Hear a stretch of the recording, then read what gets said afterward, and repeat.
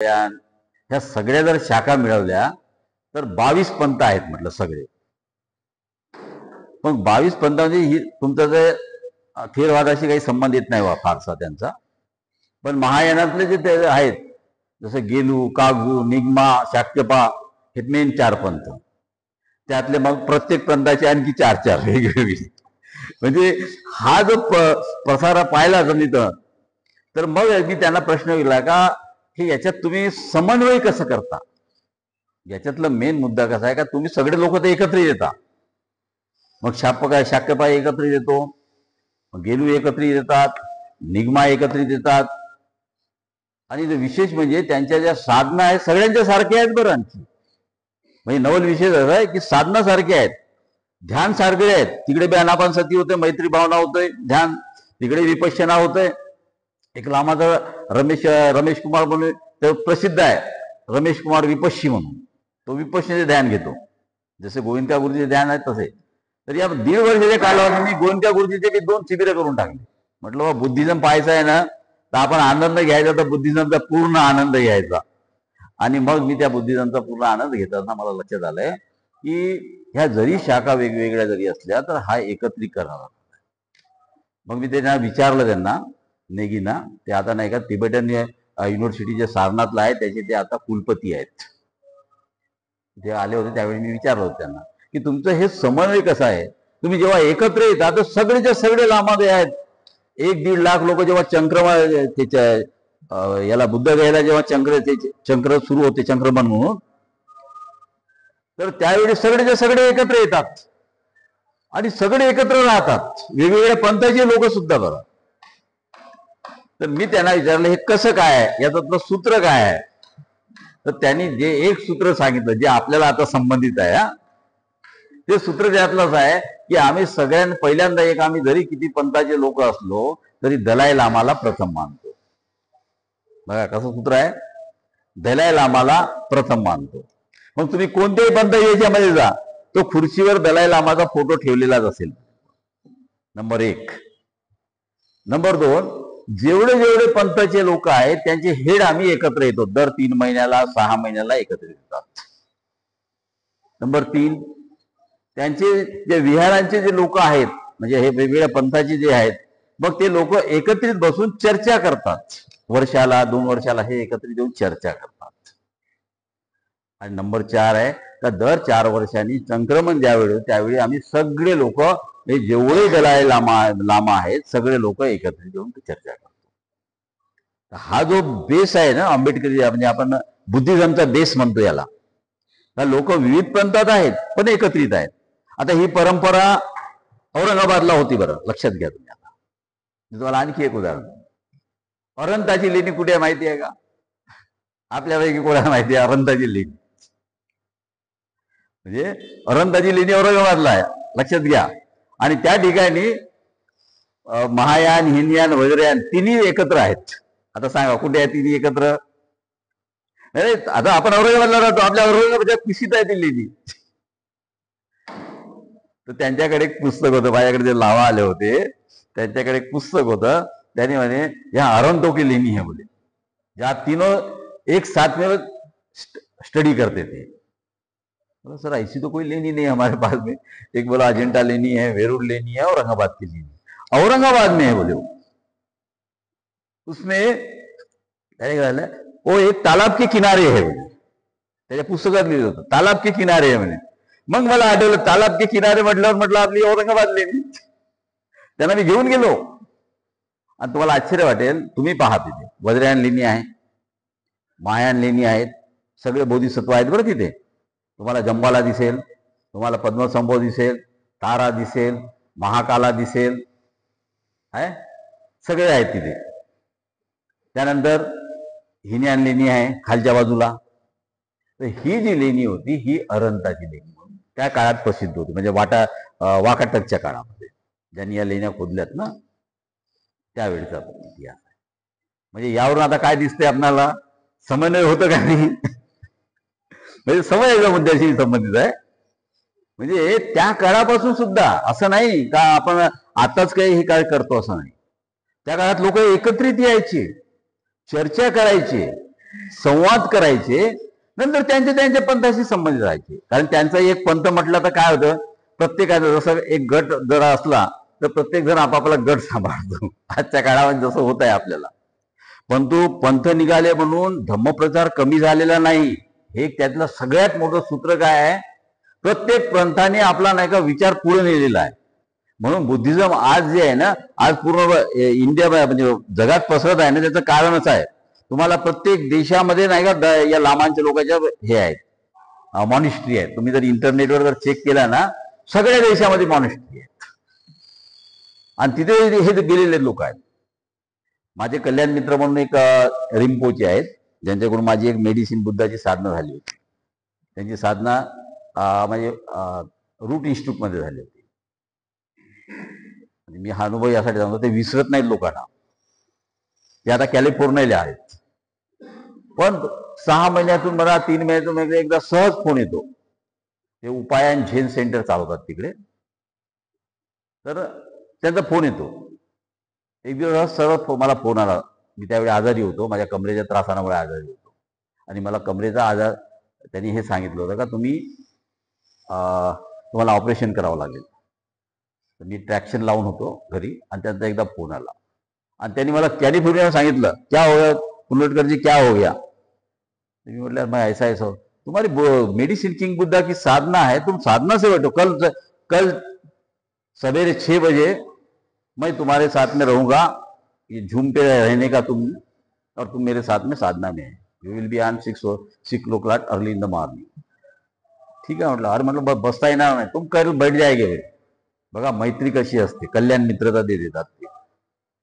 तुम कल बिल्कुल बैठेंगे बोले तो बैठेंगे बोले, और बैठने का आदेश काय आहे, मी झोपू नये आणि तो म्हणतो बसायचा आहे. मला बसावं लागलं. मी पाय सरळ करून बसलो आणि त्यांच्याकडून ते मैत्री बुद्धाची त्यांनी मेडिसिन बुद्धाची साधना त्यांनी घेणं सुरू केलं. जवळजवळ ती 1.25 तास चालली आमची. तुम्हाला आश्चर्य वाटेल, त्यानंतर मला ऑपरेशनची गरजच पडली नाही. म्हणजे ही जी मंगल मैत्री जी म्हणतो ना आपण, या मंगल मैत्रीचा सुद्धा खूप उपयोग आहे. म्हणजे मी अनुभवलेल्या मैत्री सांगतो.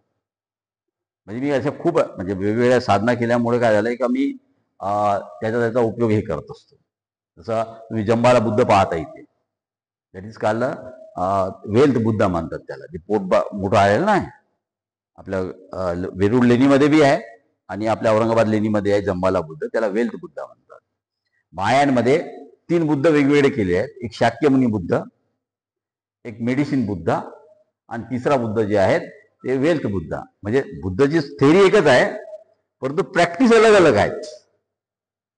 म्हणजे प्रॅक्टिस अलग अलग आहेत, पण त्याने त्या समाजाला हे होईल, म्हणजे सर्वसामान्य माणसांना जे जे लागते त्याच्यानुसार महायान चाललेला होता.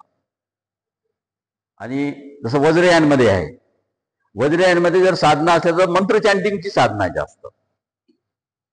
म्हणजे तो वेगळे कसं काही नाहीये. म्हणजे आपण म्हणाल का महायानपासून ते वेगळं असं काही नाहीये वज्रयान वगैरे, पण त्यांच्या साधना पद्धती वेगळ्या आहेत. बोधिसत्व पुढे आणलेले आहेत. जसं आपण महायानमध्ये आणि हिंदयांमध्ये जर बघितलं तर इकडे अरंत आहेत, तिकडे बोधिसत्व आहेत. बाबासाहेबांनी ते बोधिसत्व म्हणतात. तुम्ही जर इंटरनेट जर चेक करत असाल ना, तुम्हाला आणखी एक नवीन गोष्ट सांगतो. बाबासाहेबांच्या धर्मांतरानंतर एका बोधिसत्वाने धर्मांतर केलं असं जागतिक लेवलवर मानल्या जाते. मग बाबासाहेबांचे आहे, अच्छा तुम्ही मी विचारच आहे, मी दुसरा नाही आहे, मी समन्वयारच आहे बरं. हो मी समन्वयारच आहे. मी समन्वय कसा करा तेच सांगत आहो. म्हणजे मी माझ्याजवळ तर नाही सांगत आहे हा काही मी यासाठी समन्वय सांगतो. तर या 3 शाखा ज्या आहेत, 4 शाखा 5 शाखा झेन असतील, त्यांचा प्रकार असेल, हे सगळे आजही तसंच आपल्या महाराष्ट्राचं चित्र आहे. म्हणजे विहाराचं, म्हणजे मी विहाराशी संबंधित राहिलो. मी पहिल्यांदाच तुम्हाला सांगितलं का मी विहाराशी संबंधित राहिलेलो आहे. मग त्यांच्यातले वेगवेगळे ते गट बी असेल ते मी पाहिलेले आहेत. म्हणजे त्याच्यावर माझा बोलण्याचा उद्देश नाही, मी टीबीएमशी संबंध असल्यामुळे आज मी टीबीएमच्या त्याच्याशी बोलण्याचा विषय आहे.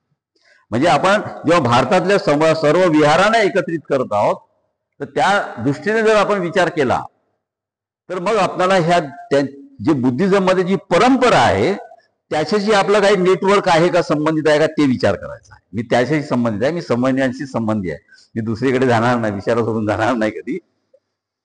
म्हणजे कसा करावा, म्हणजे हा जो त्यांचा जो अनुभव आहे किंवा आपल्याकडे परंपरा आहेत, म्हणजे ट्रॅडिशन औरंगाबादलाच आहे. मग ट्रॅडिशन औरंगाबादला आहे तर मग तिला बी आपण हेच केलं पाहिजे. तुम्ही बघा वेरुळचिरीचे जे आहेत ना ते एकत्रित आहेत. स्तूप थेरवादी आहे, मूर्ती महायानी आहे, मंत्र चॅन्टिंग वज्रयानी आहे. हा लक्षात घ्या. जर विहाराच्या भोवती जे फिरतो आपण मंत्र चॅन्टिंग करतो ना ती वज्रयानी आहे, मूर्ती परंपरा महायानी आहे, थेरवादी. म्हणजे तिघाचंही एकत्रीकरण आहे. म्हणजे हेच एकत्रीकरणाची परंपरा जी आहे ती आपल्याला आता जोपासावी लागते. बाबासाहेबांच्या धर्मांतराला जे जागतिक लेवलनं पाहिलं जात आहे तो बी आता एक नाही का बुद्धयानी हे झालेला आहे. महायान, हिनयान, बुद्धयान आता आलाय. ते म्हणतात की बाबासाहेबांनी लाखो लोगों को धर्मांतर किया. याचा अर्थ काय? बाबा पूर्वी बुद्धाच्या याच्या जर आपण बोधिसत्वाच्या प्रतिज्ञा जर पाहिल्या बुद्धयान धर्माच्या मागे तर 4 प्रतिज्ञा आहेत. बाबासाहेबांनी किती प्रतिज्ञा दिल्या आपल्याला? 22 प्रतिज्ञा पुढे दिल्या आहेत. आता बोधिसत्वाने दिल्या आहेत. लक्षात घ्या. बोधिसत्व काम कार्य करतो. म्हणजे बोधिसत्व कोणाला म्हणतात? आता आपण बी जे आहेत त्या परंपरेनुसार जायचं आहे. जो बुद्धभूमी तयार करतो तो बोधिसत्व. बाबासाहेबांनी बुद्धभूमी तयार केली भारतामध्ये, नागपूरला बुद्धभूमी तयार केली. त्या बुद्धभूमीचा वारसा आपण पुढे नेतो. आले. बोधिसत्व काय करतो? दुसरं इतराच्या कल्याणाचं काम करतो. बाबासाहेब जीवनाकडे पहा, स्वतःसाठी काही कार्य केलं आहे का? म्हणजे आपल्याला या गोष्टी कनेक्टिव्हिटी करायला लागतील. आता हे सगळं करताना यात सगळ्यात मैत्रीचा दुवा जे आहे, जसं मी सांगितलं का मी बामसेपमध्ये होतो, बामसेपचे गट पाहिलेत. आमच्यामध्ये काय नव्हतं. आता जेव्हा बुद्धिझम मी शिकलो तेव्हा मला एक कळलं, एकच गोष्ट मी आधी त्यांच्याशी बोललो. ते मला म्हणतात की चलो बामसेपने काम म्हटलं आपल्यामध्ये एकच गोष्ट नव्हती, ती नव्हती मैत्री. मैत्रीच्या अभावामुळे आपले गट तट होतात. तुम्हाला सांगतोय आधी विहार कमिटी आहेत ना, तुम्ही त्यांच्याशी आम्ही जर एखाद्या वेळी जर वर्गाला मागितलं तेव्हा इथे आम्हाला ध्यानाचा वर्ग घ्या, द्यायला नाही पाहत, नो एंट्री राहते. आता आम्ही काही वेगळे आहोत का? त्रिरत्न बुद्ध महासंघाचे लोक आम्ही वेगळे नाही. आम्ही धर्मप्रचार करणारे लोक आहोत. आम्ही केसा घालतो, कोणी चिवर घालत. आम्ही म्हणतो ठीक आहे, ते आमच्यासाठी आदरणीयच आहेत. माझ्या घरी सगळ्या तऱ्हेचे भिक्षू येतात. बरं म्हणजे तुम्हाला औरंगाबाद मधले सगळे भिक्षू माझ्या घरी येतात. कारण पूर्वीपासून माझा त्यांचा फार जवळचा संबंध आहे. आणि त्रिरत्न बौद्ध महासंघाचाही आमचा संबंध आहे. कारण की काय, जे उपासक इकडे येतात तेच तिकडे येतात. शिबिराला कोण राहतंय बरं? तुमच्या विहाराला जे लोक आहेत तेच आमच्या शिबिरामध्ये येतात. तिथून शिबिरामध्ये शिकतात, येतात. म्हणजे समन्वय आहे का नाही आमचा? म्हणजे उपासक पातळीवर आपला संबंध आहे, उपासक पातळीवर. परंतु विहार पातळीवर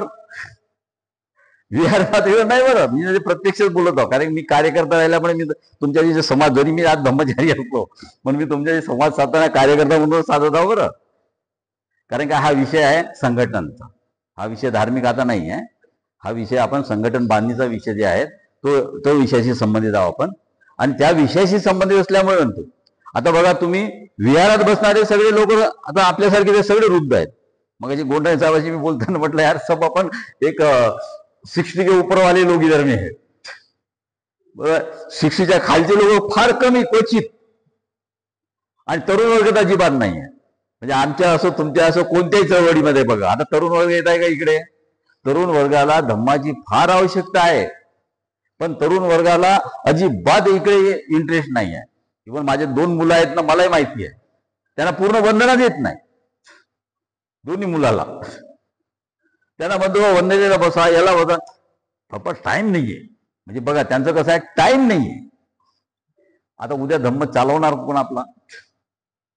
आता रासाच्या कारणामध्ये आता कोणती कारण द्यावं लागेल आपल्याला? आता आम्ही कमजोर पडत आहोत. लक्षात घ्या. म्हणजे उद्या जर हा धम्म जर विहार आहेत, विहारात बसणारे लोक नाही आहेत. बघा तुम्ही कोणती परिस्थिती बघा. मी असं नाही म्हणत काही नाही, कारण सगळे समाज मंदिराचे विहार झाले. म्हणजे स्वतःच्या खिशातून जे बांधलेले विहार आहेत ना ते फार चांगले चालत आहेत. बरं तुम्हाला आणखी एक गोष्ट सांगतो. म्हणजे मी इकडे त्रिरत्न बुद्ध महासंघामध्ये मी 2009ला आलो. त्या काळामध्ये मी म्हटलं 1.5 वर्ष मी फार आनंदात घालवले. तर तो काळ माझा सगळ्या याच्यामध्येच गेलेला आहे.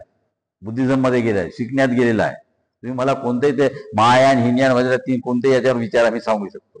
म्हणजे त्यांच्यासोबत मी तेवढ्या प्रॅक्टिसेस केलेल्या आहेत. परंतु मी तिथेतनं बौद्ध महासंघाकडे का आलो, ज्यावेळी सगळ्या प्रॅक्टिसेस मी बघितल्या त्या टीबीएम मध्ये आहेत. या सगळ्या जे भंते संघरिक्षितांनी त्यांचे 8 गुरु आहेत, त्या 8 गुरुकडून हे सगळ्या प्रॅक्टिसेस घेऊन आणलेले आहेत. त्यांचे 2 गुरु थेरवादाचे आहेत, त्याही प्रॅक्टिसेस आणलेले आहेत. म्हणजे सगळं साहित्य त्यांनी एकत्रित कलेक्शन करून जेव्हा सांगितलं, तेव्हा मला असं वाटलं का इथे सगळं काही एकत्रित आलेलं आहे. आणि मग मी अशा संघाशी जॉईन झालो. संघाची प्रोसेस अशी नाही आहे आज उपासक आल्यानंतर म्हटलं का सामनेर बनवतो, सामनेर नाही आहे.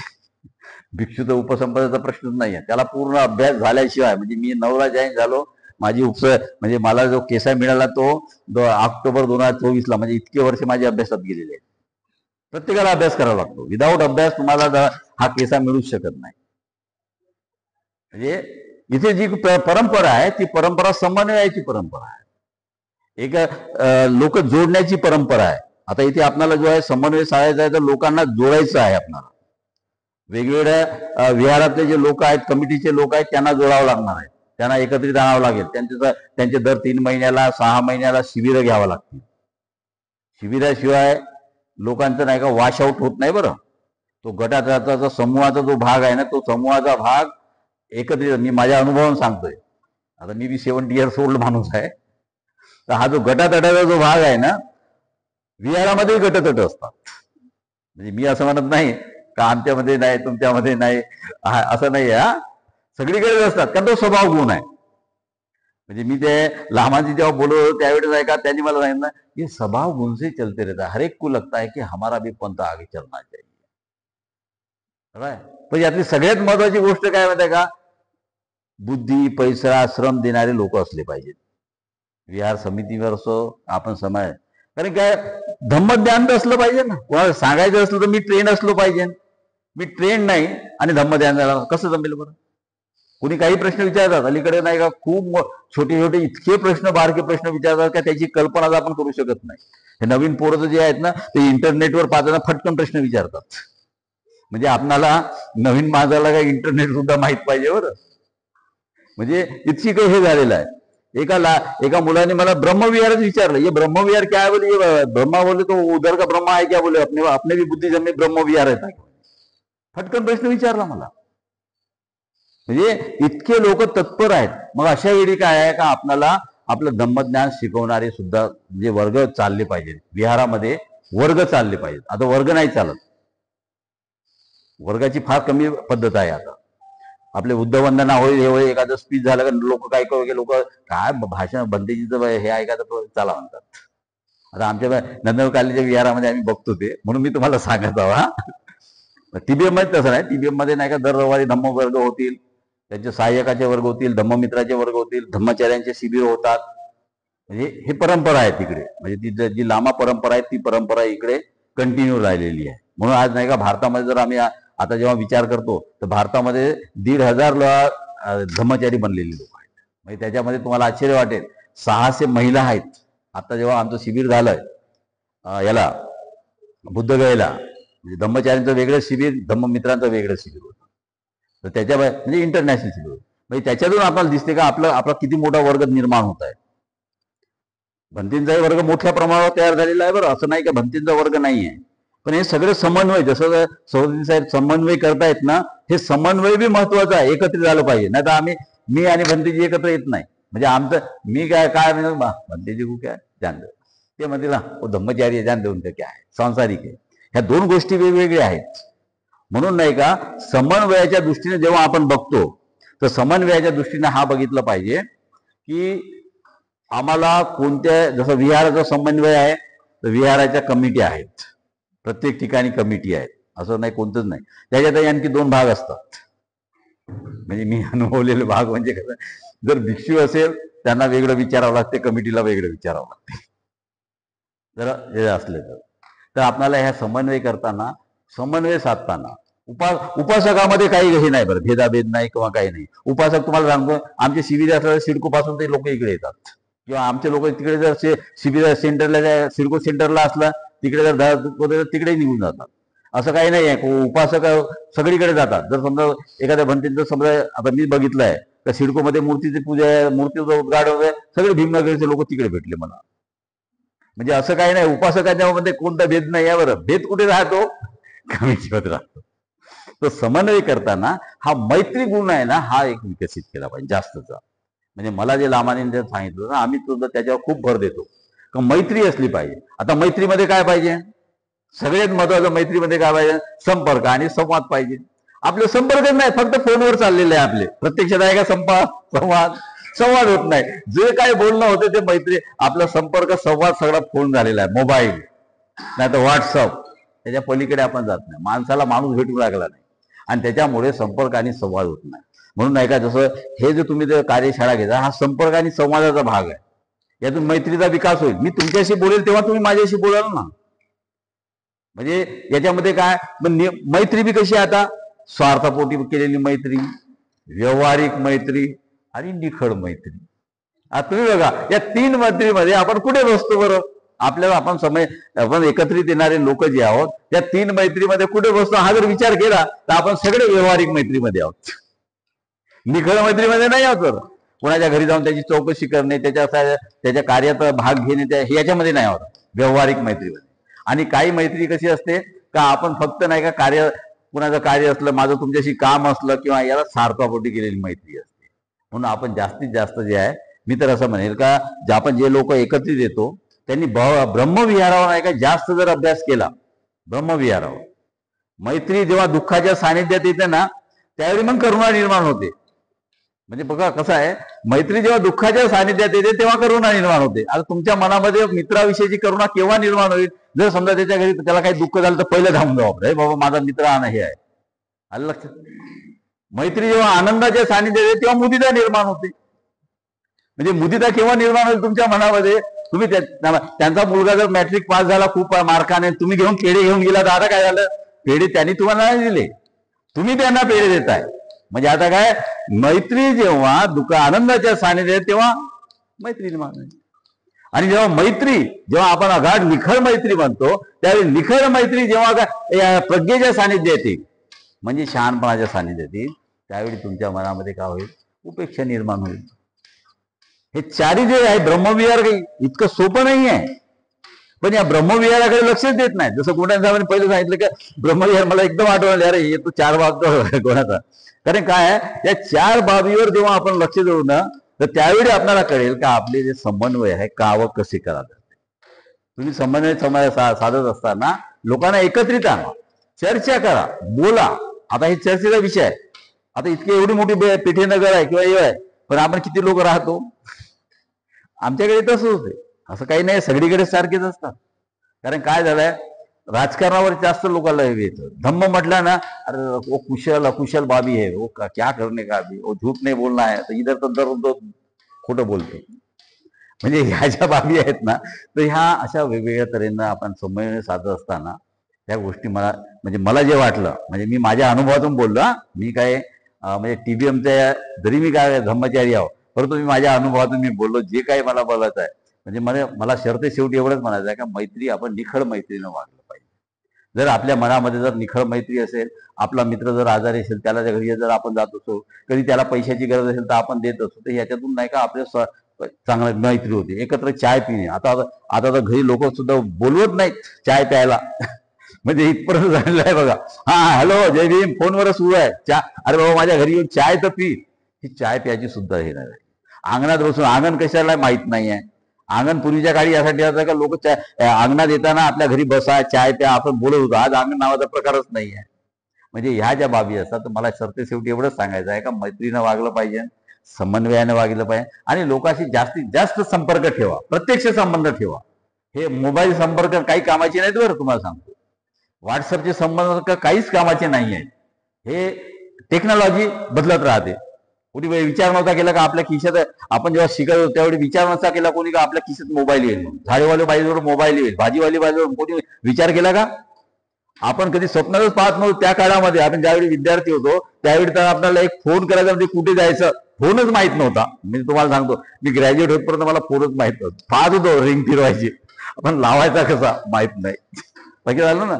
तर आज प्रगतशील आहे, तंत्रज्ञान प्रगती झालं, विज्ञान प्रगतिशील झालं, पण या सगळ्यामध्ये जर मैत्री आणि संवाद नसेल तर आपला समन्वय काय करत नाही. मग नवरा बायकोचा घरी जर समजा मैत्री नाही, संवाद नसेल तर काय असते आपल्याला माहिती आहे. मग आपलं बोलचाल नसली त्या दिवशी आपलं खानपान बी बंद होऊन जाते. म्हणजे ही जी आहे संवादाची प्रक्रिया, म्हणून म्हटलं जाते की आपली मैत्री जी आहे घरपासूनच सुरुवात केली पाहिजे. आपल्या मुलाशी संबंध ठेवला पाहिजे चांगला. आपली मैत्री, आपली कल्याण मित्र मग आपण कोण बनतो? आपण दुसरा कल्याण मित्र बाहेर तर ढुंढाडतो, परंतु आपला कल्याण मित्र खरी आपली पत्नीच असते. बघा तुम्ही, कल्याण मित्र आपली सेवा करते. आजारी पडले कोण सेवा करणार आहे? आपला डब्बा कोण देणार आहे आपल्याला? आपले ह्या सगळ्या गोष्टी म्हणजे पहिली कल्याण मित्र कोण आहे? आपली पत्नी आहे. पतीचा कल्याण मित्र काय? पती आहे. म्हणजे आता याच्यात कसं पाहिजे? सलोख्याचे, समानतेचे संबंध पाहिजे. आणि हेच जर भावना जर आपण जर नाही का वृद्धिंगत केली तर आपण नाही का निश्चितच मला सांगतो की हे विहाराचा संबंध होते. पूर्वी सुद्धा मला वाटते गायकवाड साहेबांनी हे प्रयोग केलेले आहेत बरं. आपले डॉक्टर गायकवाड, हे बी खूप विहारात येऊन गेलेत, खूप त्यांनी प्रयत्न केले होते. मला असं आठवते म्हणून म्हटलं. पण आपण काही हरकत नाही, आपण जे कार्यशाळेच्या माध्यमातून एकत्र प्रयत्न करतो फार चांगली गोष्ट आहे. आणि मी माझ्या अनुभवातून जे काही बोलायचं असेल थोडक्यात मी बोललेलो आहोत. त्याबद्दल मला टाइम संपलाय. तुमचा टाइम होता, मी घेता येत दिले. जय भीम. जेव्हा आपण सर्वांनी ऐकून घेतलं त्याबद्दल मी फार आपला आभारी आहे.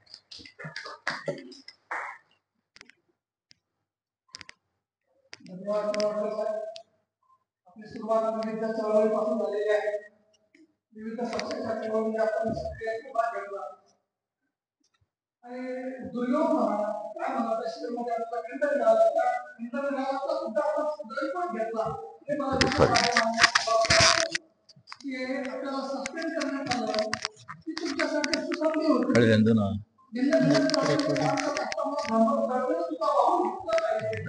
आपण धंदा झाला ते अनुभव आम्हाला या कार्यक्रमामध्ये आमच्यासमोर मांडले. मी साक्षात बुद्धविहार समितीच्या वतीने सर्वप्रथम आपले आभार मानतो.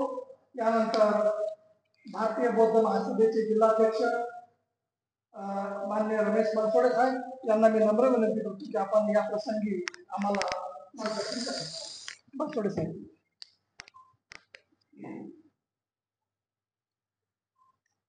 अखिल विश्वाला शांतीचा संदेश देणारे तथागत भगवान गौतम बुद्ध, तुमचे आमचे प्राणपिता, ज्यांच्यामुळे आपल्याला हे सोन्याचे दिवस आले असे, दी बुद्धिस्ट सोसायटी ऑफ इंडिया अर्थात भारतीय बौद्ध महासभा या मातृसंस्थेचे संस्थापकीय अध्यक्ष डॉक्टर बाबासाहेब आंबेडकर व या संस्थेचे द्वितीय अध्यक्ष बाबासाहेबांचे सुपुत्र, ज्यांनी महू ते चैत्यभूमी धम्मयात्रा काढून चैत्यभूमीची निर्मिती केली असे व स्वतः श्रामणेर दीक्षा घेऊन कश्यप या नावाने धम्मप्रचार केला असे सूर्यपुत्र भैयासाहेब तथा यशवंतराव भीमराव आंबेडकर आणि या संस्थेच्या तृतीय अध्यक्ष व विद्यमान राजकीय संरक्षिका,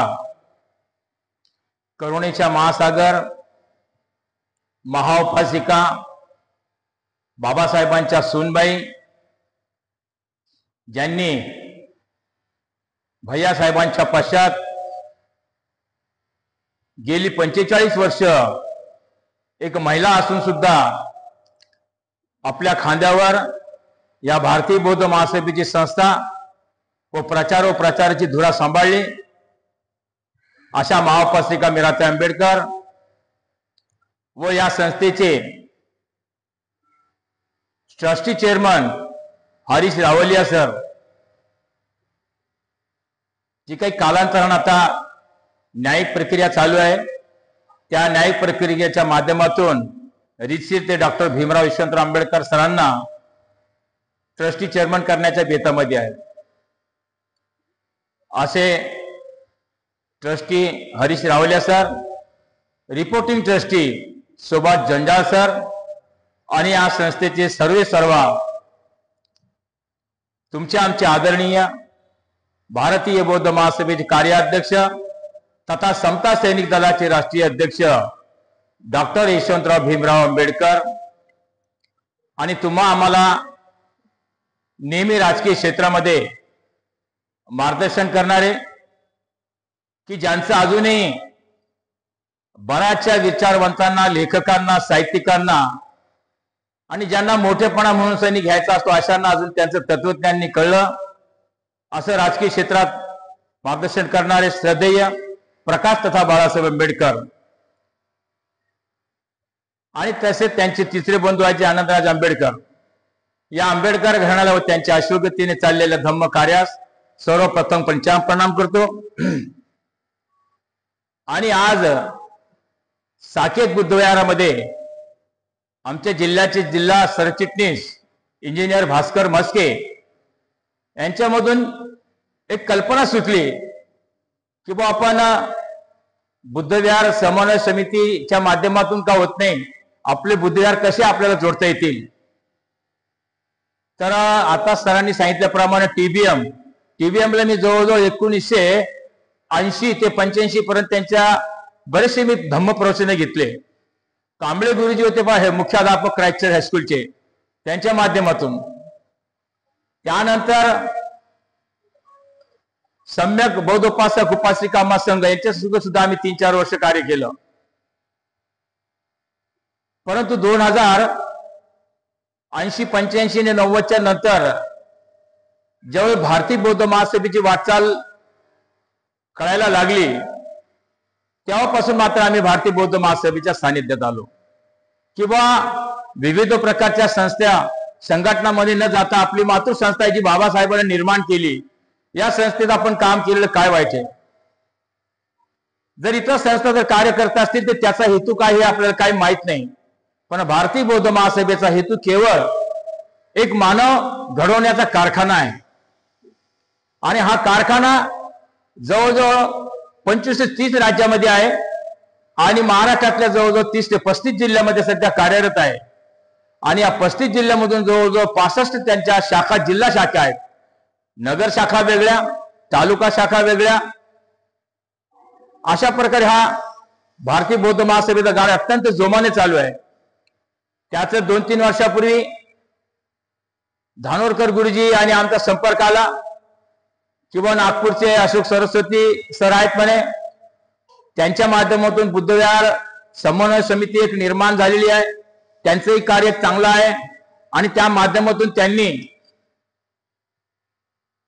पाली भाषेचे परीक्षा वर्ग चालू केले. तर मला वाटतं आपल्या बुद्धविहारात 3 परीक्षा घेतल्यात आपण.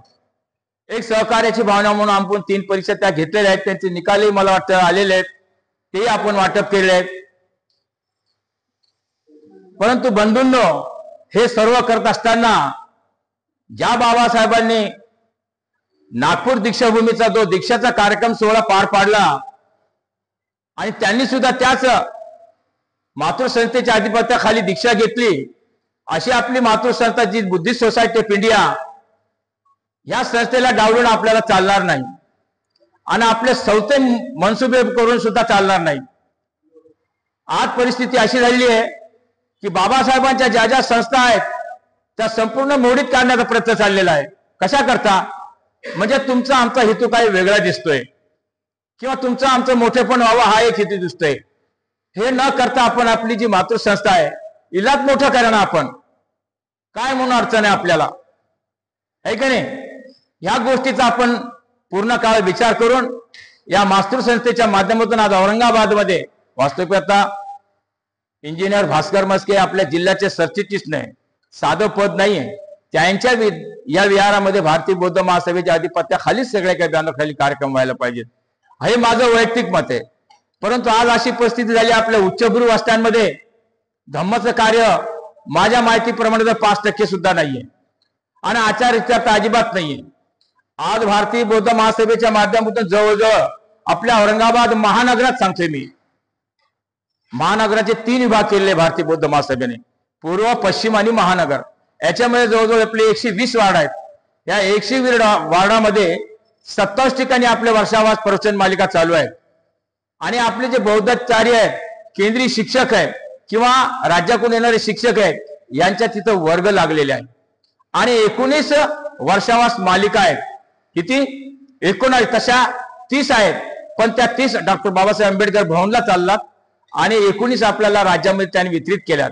या सगळ्या ठिकाणी केंद्रीय शिक्षक आणि बौद्धाचार्य आणि ज्या ठिकाणी भीमराव साहेबांचे आदेश आहेत, जसं आता आपला विषय काय आहे, बुद्धविहार समन्वय कसा कोण करणार, तर भीमराव साहेबांचा आदेश आहे की आपल्याला सगळे बुद्धविहार जोडायचे आहेत आणि त्या माध्यमातून आपण सगळ्या औरंगाबाद शहरामधून भारतीय बौद्ध महासभेच्या माध्यमातून हा वर्षावासाचा कार्यक्रम राबवत आहोत.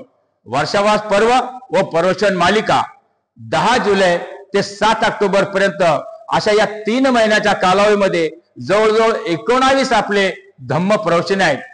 आणि अत्यंत उत्कृष्टरित्या बौद्धाचार्य साधा माणूस नाही, त्याला अगोदर श्रामणेर व्हावं लागतं, त्याला अगोदर संस्थेत प्रवेश मिळतो, प्रवेश मिळाल्यानंतर सदस्य पावती फाडावी लागते, त्याच्यानंतर तो श्रामणेर होतो, त्यावेळेस त्याला सक्रिय पावती फाडावी लागते, त्याच्यानंतर तो बौद्धाचार्य होतो, त्याला आजीवन सक्रिय पावती फाडावी लागते, त्याच्यानंतर बौद्धाचार्य झाल्यानंतर त्याला आंबेडकर भवनला 10 दिवस त्याला प्रशिक्षण द्यावं लागतं, शिवरवर त्यावर तो केंद्रीय शिक्षक होतो आणि केंद्रीय शिक्षक झाला म्हणजे तो संपूर्ण भारतामध्ये शिकवण्याचं काम करतो.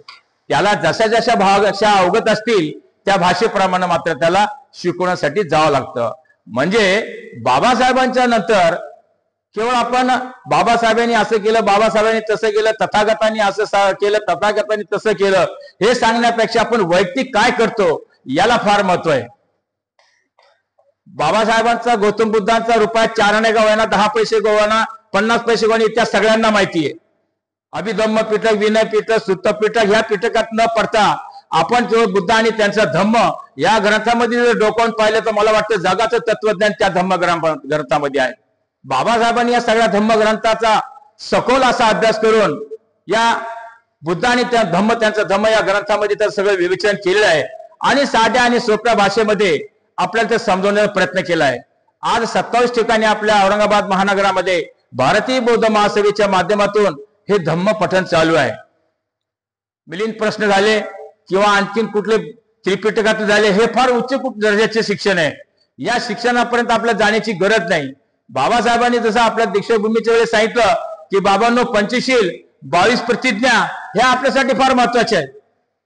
आता सांगितलं सरांनी की उच्चभू रस्त्यामध्ये त्रिशरण पंचशील येत नाही.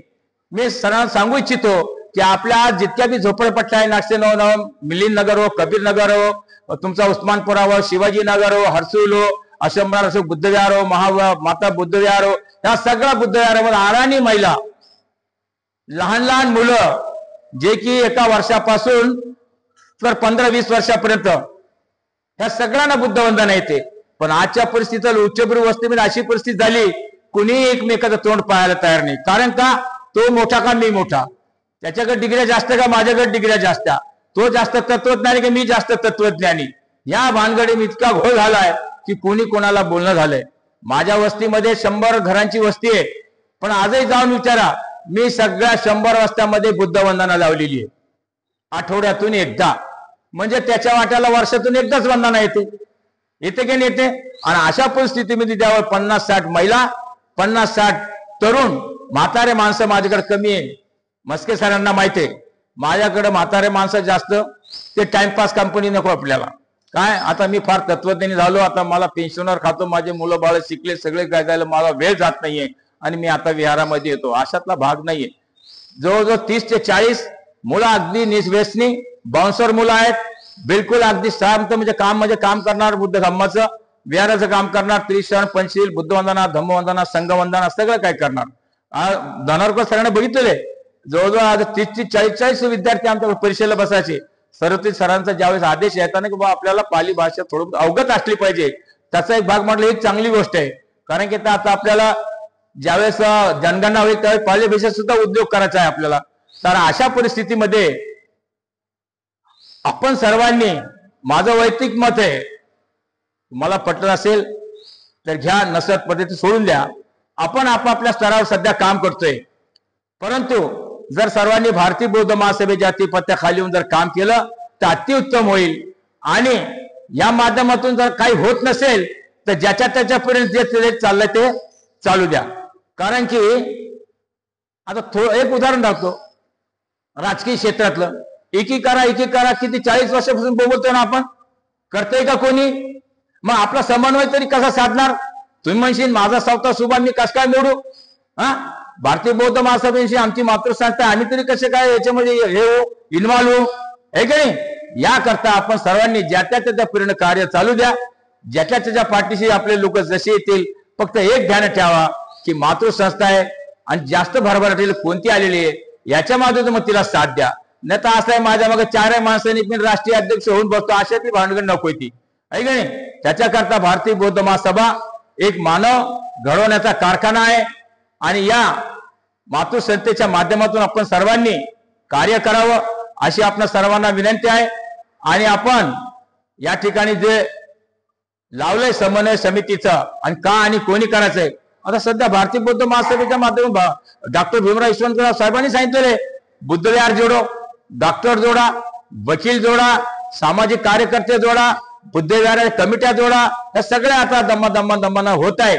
परंतु मला काय म्हणायचं आहे, जसं राजकीय क्षेत्रातलं पुन्हा एक उदाहरण देतो. मुस्लिमांचा कोणी करता करविता आहे का मंत्रिमंडळात? नाही. पण कसा घाम फोडला होता त्यांनी?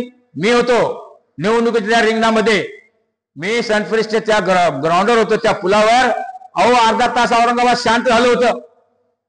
त्याला वाटलं काय भानगड झाली की तिन्ही ठिकाणून मुसलमान निवडून येतात की काय? असा एक दबदबा आपला तयार करावं. आपला दबदबा, आपला एवढा राजकीय पक्ष आहे आपला वंचित, याच्या पाठीशी आपण ठाम उभं राहिलं पाहिजे. आपण 50 वर्षापासून सगळे धोत्र धुवायचे काम करतो, पण एका धोत्रवाल्याने आपल्याला पदरात घेतलंय का?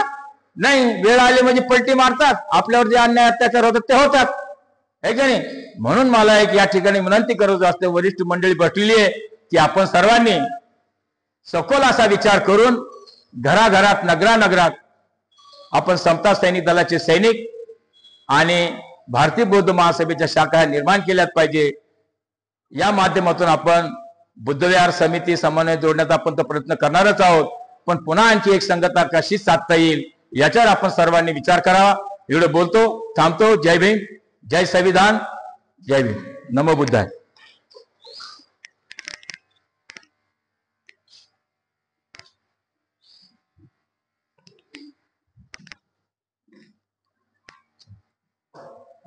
धन्यवाद. आपण आपल्या संस्थेचं कार्य आणि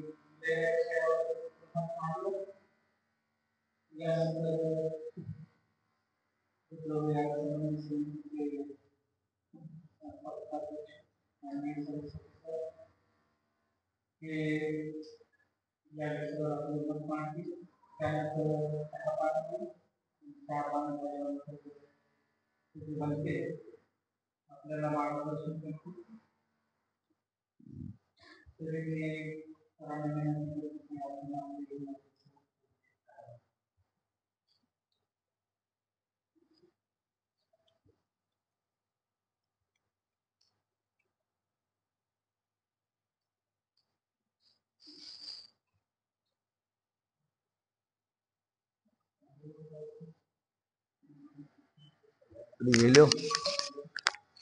कैसा निकलने के निकलो.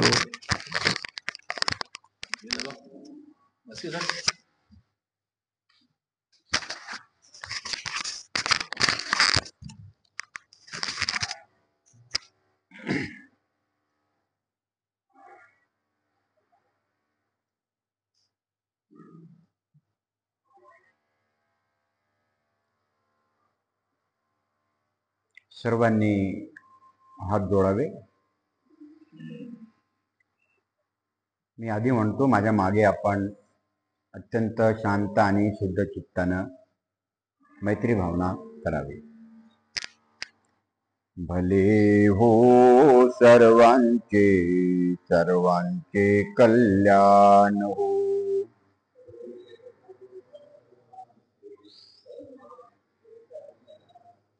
माझेही भले हो तुमचेही कल्याण हो.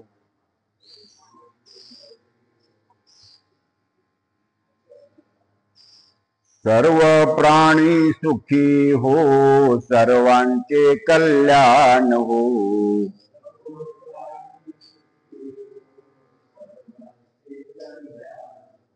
सर्वांचे भय नष्ट हो, सर्वांचे कल्याण हो.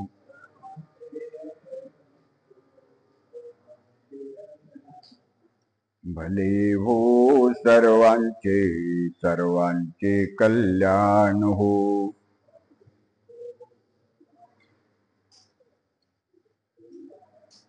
रोग नष्ट हो सर्वांचे, सर्वांचे कल्याण हो.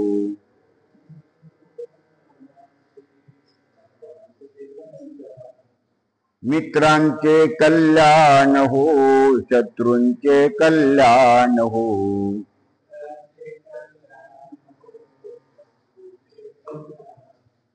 भले हो सर्वांचे, सर्वांचे कल्याण हो.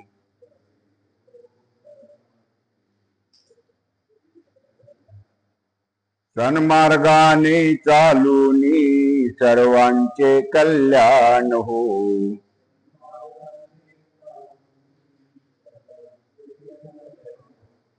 सद्बुद्धी ये सर्वांना, सर्वांचे कल्याण हो.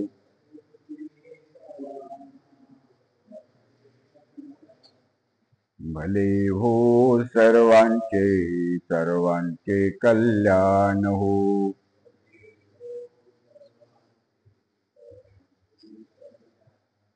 कोणी दुःखी असू नये, सर्वांचे कल्याण हो.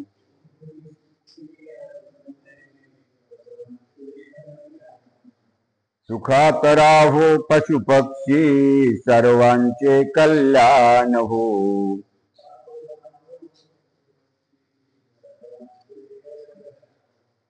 भले हो सर्वांचे, सर्वांचे कल्याण हो.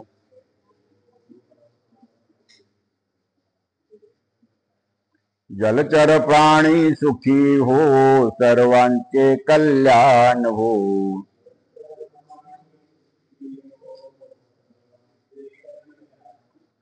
सरपटणाऱ्या प्राण्यांचे, सर्वांचे कल्याण हो.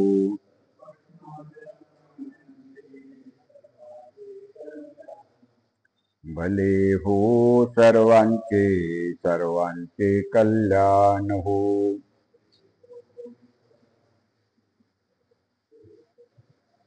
पाळीव प्राणी मात्रांचे, सर्वांचे कल्याण हो.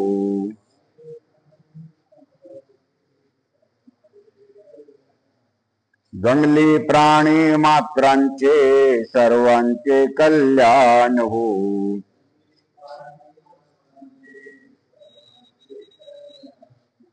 भले हो सर्वांचे, सर्वांचे कल्याण हो.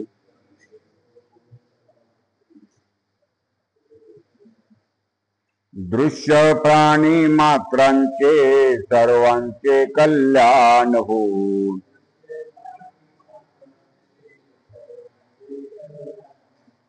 अदृश्य प्राण्यांचे, सर्वांचे कल्याण हो.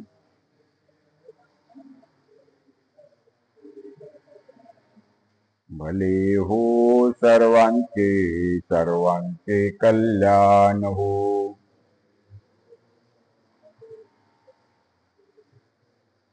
माझेही भले हो, तुमचेही कल्याण हो.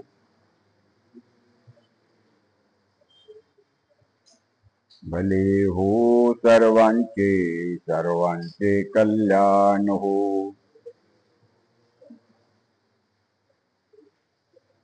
साधु साधु साधु.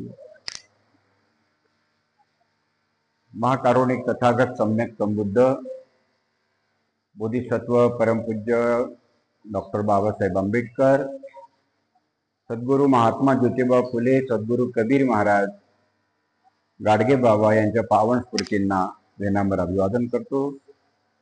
पूजनीय भंतेजींना पंचांग प्रणाम करतो.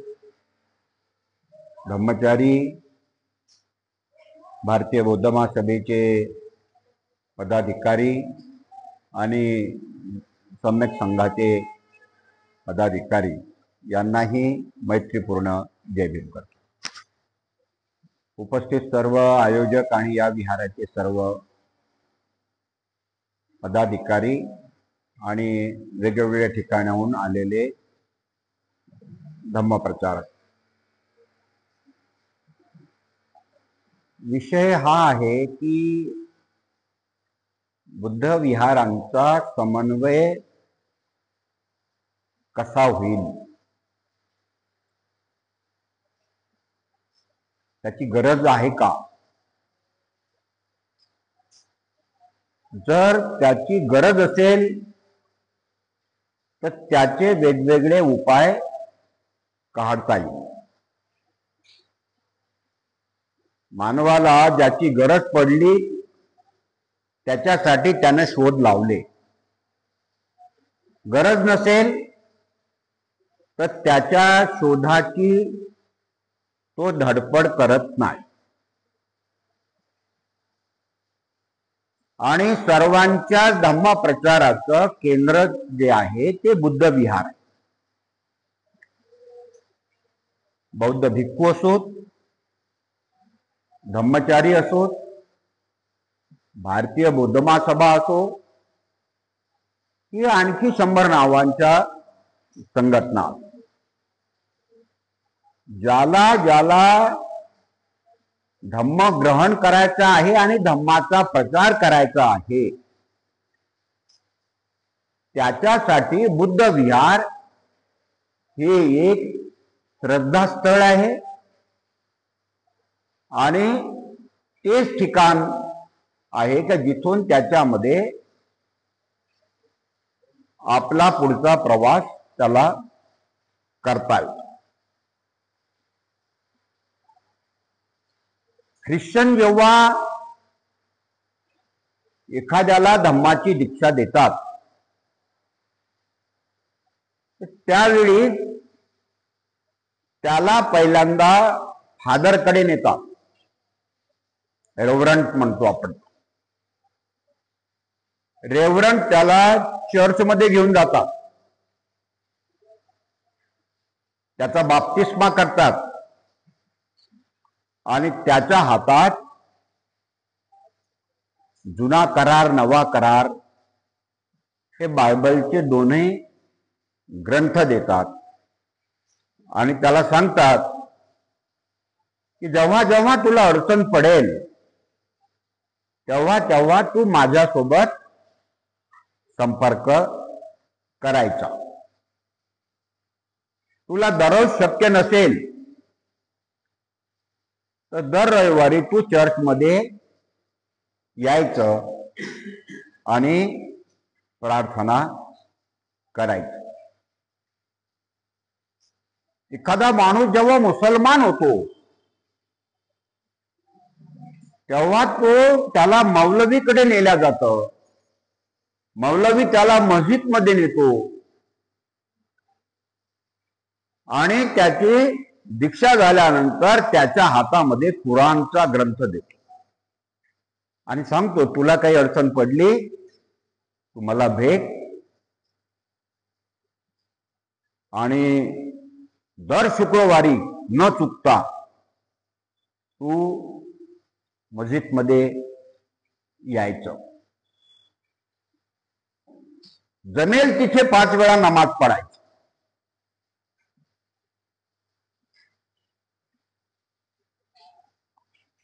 शिखांच्या धर्माची दीक्षा घ्यायची असेल तर त्याला ग्रंथीकडे नेल्या जातं. ग्रंथी त्याला गुरुद्वारात नेतो, त्याची दीक्षा करतो आणि त्याला सांगतो हा आपला गुरु ग्रंथ साहिब हा आपला मार्गदर्शक आहे. एखाद्याला बुद्ध धम्माची दीक्षा घ्यायची असेल तर आपण त्याला कोणाकडे न्यायचं. निश्चितपणे त्याला बौद्ध भिक्खूंच्याकडे न्यावं लागेल. बौद्ध भिक्खू त्यांना विहारात घेऊन येईल आणि विहारात त्याची दीक्षा झाल्यानंतर त्याच्या हातात बुद्ध आणि त्याचा धम्मग्रंथ देईल आणि सांगेल का तुला काही अडचण पडली तर तू माझ्याकडे यायचं, दररोज वंदनेला यायचं. हे बुद्ध विहार तुझं आहे, या बुद्ध विहारात तू उपासनेला यायचं. मी सांगितलेल्या 4 पैकी साऱ्या ठिकाणचे चर्च उघडे असतात, साऱ्या ठिकाणच्या मस्जिदी उघड्या असतात. इकडचा सूर्य इकडे उगवेल पण त्याची नमाज होते. शुक्रवारची त्याची जे असेंब्ली आहे ते होतेच. काहीही झालं तरी ते होते. फक्त त्याला अपवाद आम्ही आहोत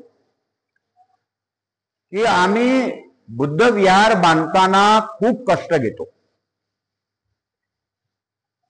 गरिबी असल्यामुळं सगळीकडे फिरावं लागते. कधी कधी जागेच्या अभावी भांडणं करावे लागतात, पोलीस स्टेशन मध्ये जावे लागते, मार खावा लागतो. आणि एवढ्या कष्टातून आम्ही बुद्ध विहार बांधतो. पण आमच्या विहारात बौद्ध भिक्खू पाहिजेच नाही अशी आमची भूमिका असते. आणि इथेच आमचा गाडा पहिल्यांदा समन्वयाच्या गाडा आमचा इथे रुतून बसला. ते काही येत नाही त्यांना, ते काय खातात बसतात, त्याला काही अभ्यास नाही, फक्त दानच मागतात. त्याला काय ठेवायचं आहे, त्याच्यापेक्षा तर मीच चांगला सांगतो. मान्य आहे ना, तुमचा अभ्यास भिक्षूपेक्षा जास्त आहेच आहे, काही वाद नाही. उपासक म्हणून तुम्ही सारं त्रिपिटक वाचलं, पण वैराग्य तुमचं मोठं की भिक्षूंचं मोठं? उपासक हा कितीही ज्ञानी असू द्या आणि कितीही त्यागी असू द्या, भिक्षूंच्या सारखं वैराग्य त्याला प्राप्त होणे नाही. आणि म्हणून धर्म जर वाढवायचा असेल तर भिक्षूंच्या शिवाय धर्म वाढत नाही. आणि बुद्ध विहाराची जी निर्मिती झाली ती भिक्षूंच्याच साठी झाली. आणि आज जे बुद्ध विहार आहेत, बांधलेले आहेत, नेमकं त्यांना या बुद्ध विहाराचा हेतूच माहित नाही. आणि त्यांना तो हेतू कोणी सांगितला पण नाही. बुद्ध विहार हे बुद्ध भिक्खूंचे निवासस्थान आहेत, त्यांच्या साधनेचे स्थळ आहेत, श्रामणेरांच्या प्रशिक्षणाचे स्थळ आहेत. बौद्ध भिक्खू येणाऱ्या उपासकांना जे धम्माचं प्रशिक्षण देतात ते त्याचं स्थळ आहे. एखाद्या माणसाला जर दुःख झालं, तो व्याकुळ झाला, तर त्यानं बुद्ध विहारात यावं, आसन घ्यावं, 1 घंटा ध्यान करावं, शांत होऊन जावं. इथलं ग्रंथ घ्यावा, शांतपणे ग्रंथाचं वाचन करावं. भिक्खू असेल तर भिक्खूच्या सोबत संवाद करावा, चर्चा करावी. जे नाही समजलं ते त्यांना विचारावं, आपल्या शंकांचं समाधान करून घ्यावं. हे सेवेचं केंद्र आहे. एखाद्याच्या पायावरती तावा पडला घरातला आणि पाय फुटला, त्याच्या घरी टिंचर आयोडीन नाही आहे, मलमपट्टी करायसाठी बँडेज नाही आहे. त्यानं विहारात यावं. त्यानं विहारात तिथे असलेल्या फर्स्ट एड बॉक्स मधलं सेवकाने त्याचं मलमपट्टी करून द्यावी. आणि दुःख झालं, जन्म झाला, मृत्यू झाला, तर त्या प्रत्येक प्रसंगी त्यानं बुद्ध विहारात यावं. ख्रिश्चनांचे लग्न चर्चमध्ये लागतात.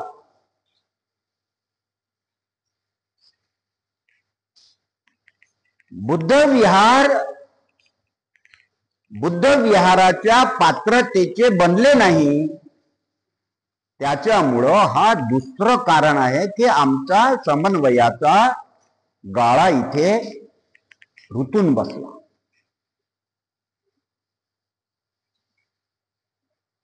बघा, आम्ही सगळं करतो. धम्माचा प्रचार करण्यासाठी बाबासाहेबांनी भारतीय बुद्ध महासभा 54ला बनवली आणि तिचे उद्दिष्ट 10 सांगितले. आणि त्या 10 पैकी आज एकही पूर्णत्वास नाही. हे आपल्या सर्वांसाठीच लज्जास्पद आहे.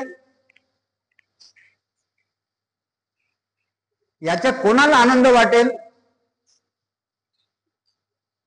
फुकट पत्रक वाटण्याच्या शिवाय 10 पैकी हे एक उद्दिष्ट जर सोडलं तर 9 उद्दिष्ट आम्ही दुर्लक्षितच केले. शाळा काढा म्हटलं, स्वतःच्या शाळा काढा म्हटलं का? बुद्ध विहार प्लस शाळा. दवाखाने काढा म्हटलं, बुद्ध विहार प्लस दवाखाना. अनाथालय काढा म्हटलं, बुद्ध विहार प्लस अनाथालय. बाबासाहेबांनी पीपल एज्युकेशन सोसायटी काढली ना. वराडेच्या पुस्तकात एक संदर्भ आहे. बाळासाहेब आंबेडकर औरंगाबादला आले. तुम्ही मला पीपल एज्युकेशन सोसायटीत नाही ठेवलं, तुम्ही मला प्रेसमध्ये नाही ठेवलं, तुम्ही मला मुंबईतही कुठंच नाही ठेवलं. मी तुमचा पोरगा आहे, मला तर काही द्या, माझं तर कुठं तरी ठेवा. बाळासाहेब म्हणे तू हिस्सा मागायला आला. वराडेला म्हणे सब्बल आण. आणला सब्बल. आणि हे जे आंबेडकर म्हणजे महाविद्यालयाची पहिली बिल्डिंग आहे, ह्या सगळ्याला कोपऱ्यात नेलं आणि वराडेला सांगितलं एक वीट काढ कोपऱ्यातली. आणि ते वीट काढली आणि बाळासाहेबाला म्हणाले हा तुझा हिस्सा घे, हे तुझ्या बापाची संपत्ती नाही आहे.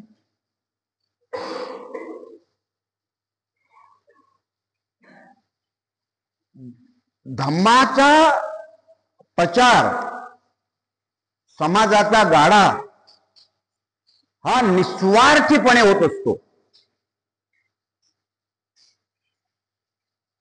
आणि आमचा स्वार्थ कमी न झाल्यामुळं हे चौथं कारण आहे, आमचा बुद्ध विहाराचा समन्वय होऊन नाही राहणार. हे त्याचं चौथं कारण आहे. आणि 5वं मोठं कारण आहे, आम्हाला आमच्या बॅनरचा युगो.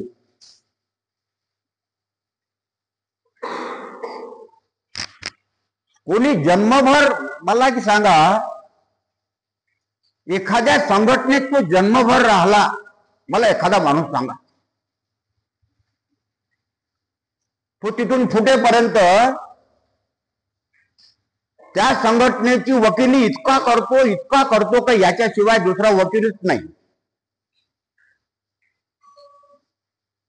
आणि मग बिघडला काम का त्याच संस्थेची इतकी निंदा करतो का त्याच्यासारखा दुसरा निंदकच नाही.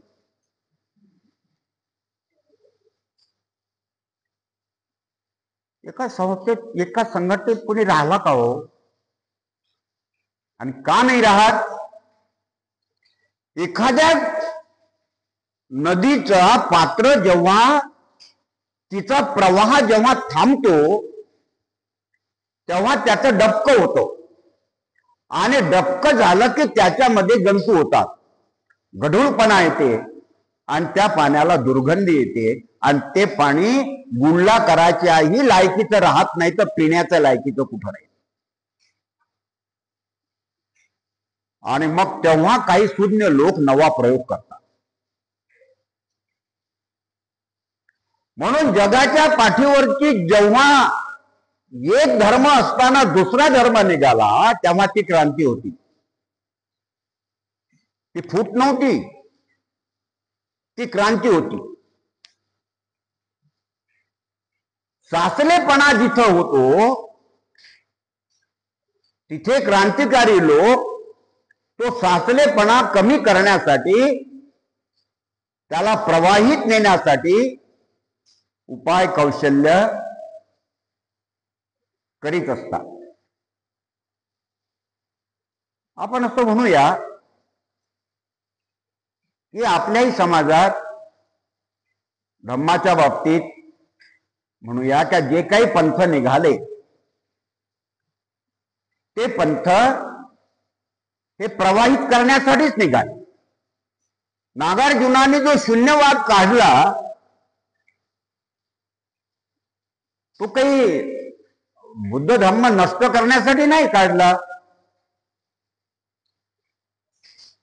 महायानाची सुरुवात नागार्जुनापासूनच झाली आणि नागार्जुनामुळं बौद्ध धम्म कमी नाही झाला.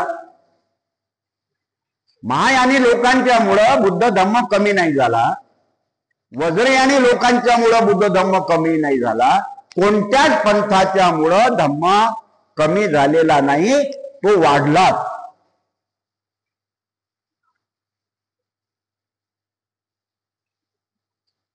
थायलंडचे लोक ज्याच्यामुळं बुद्ध झाले ते बुद्धाचा फोटो त्या शेजारी त्या माणसाचा फोटो ठेवतात.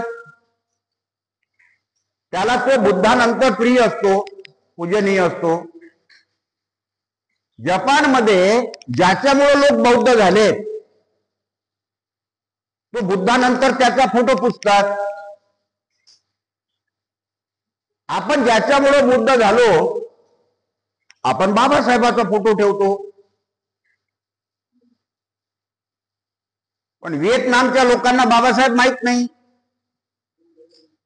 हा छोटा बुद्धातला माणूस, तुम्ही याचा फोटो कसा काय ठेवला बुद्धाच्या जवळ? त्याचं अज्ञान असल्यामुळे तो असा प्रश्न विचारणं त्याचं स्वाभाविक आहे.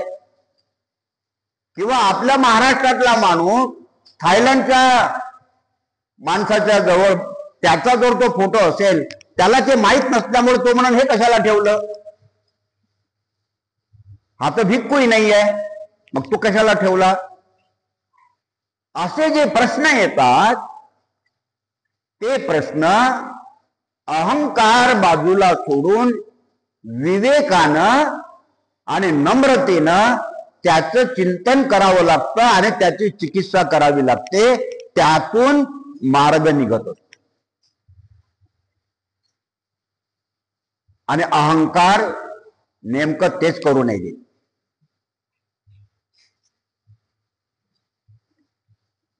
फार अहंकार हा फार हावी होतो. आता भंतेजींना त्याचे अनुभव आहे. चिवर घेतल्यानंतर अहंकार नष्ट व्हायला लागते, पण चिवरचाच अहंकार जास्त. तू कोण रे? हे कायच्यासाठी घेतलं? उगीच घेतलं का? म्हणजे यांना चिवरचा अहंकार, यांना केसाचा अहंकार, यांना बाबासाहेबांच्या घराण्याचा अहंकार, त्यांना वेगळाच अहंकार, तुम्हाला वेगळाच अहंकार, मला वेगळाच अहंकार. ही काय में गया तो खिचड़ी में गया. हे साऱ्या अहंकाराच्या मुळं आपलं वाटोळं झालं. मी यांना समजून घेत नाही. यांच्याकडे सकारात्मक पाहण्याच्या ऐवजी मी यांच्या माझी दृष्टी पहिले नकारात्मक जाते. प्रत्येकाकडे मी नकारात्मकच पाहतो.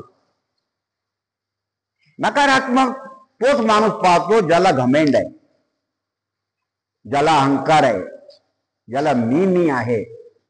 मी करतो तेच बरोबर, मी म्हणतो तेच बरोबर, मी म्हणतो तेच जगत सत्य. याच्यापेक्षा सत्य दुसरं कोणतंच नाही.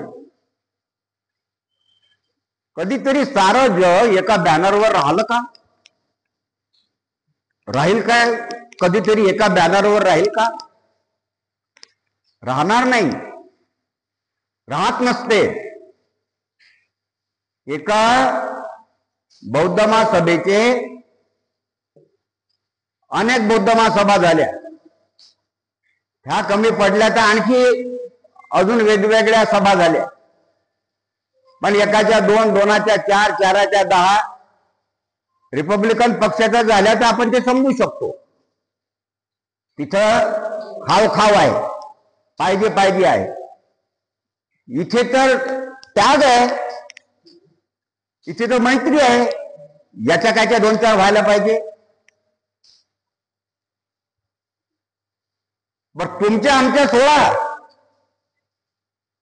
जे घराण्याची गोष्ट करतात त्या घराण्यातच 4-5 आहे. आता काय करावं लोकांनी? म्हणजे आता कोणाच्या समोर डोकं फोडावं?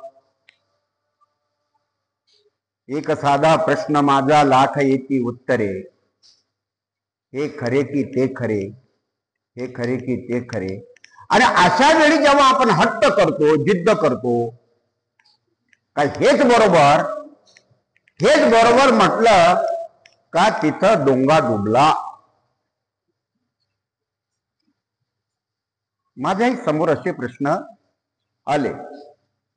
मी त्यांना असं म्हणालो की बुद्ध विहार समन्वय समिती काही संघटना बिंघटना नाही रे बा. आम्हाला काय कोणाचा नेता व्हायचं नाही आणि कोणाचं नेतृत्वही करायचं नाही. हे कामाधाम करायसाठी नाव पाहिजे म्हणून आम्ही नाव ते ठेवलं.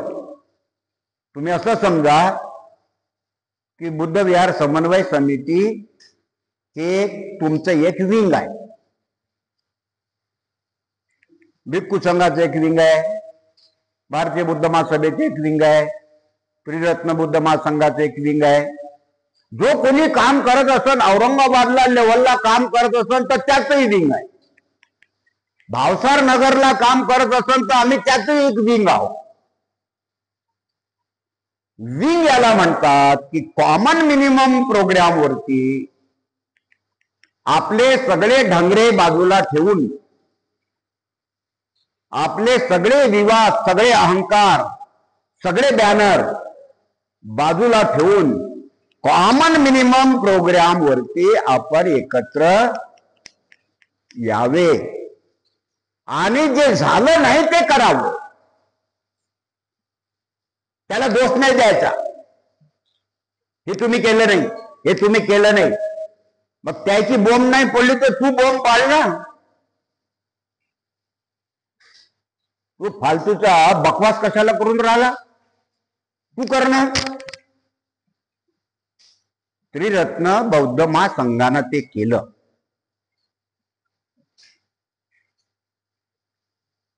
त्यांचे दर हप्त्याला वर्ग होतात. ते 5 लोक असेल तर 5च लोकांना ट्रेन करतात, 10 लोक असेल तर 10च लोकांना ट्रेन करतात. त्यांना शिस्तीत आणतात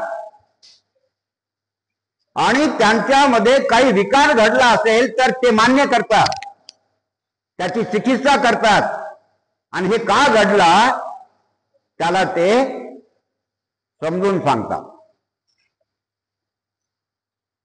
ते कोणाचा तिरस्कार करत नाही. त्यांनी भिक्खूंचाही तिरस्कार केलेला नाही. अनेक ठिकाणी त्यांनी भिक्खूंना पण बोलावलेलं आहे. आणि त्यांचं काम हे जागतिक लेवलला पोहोचलं.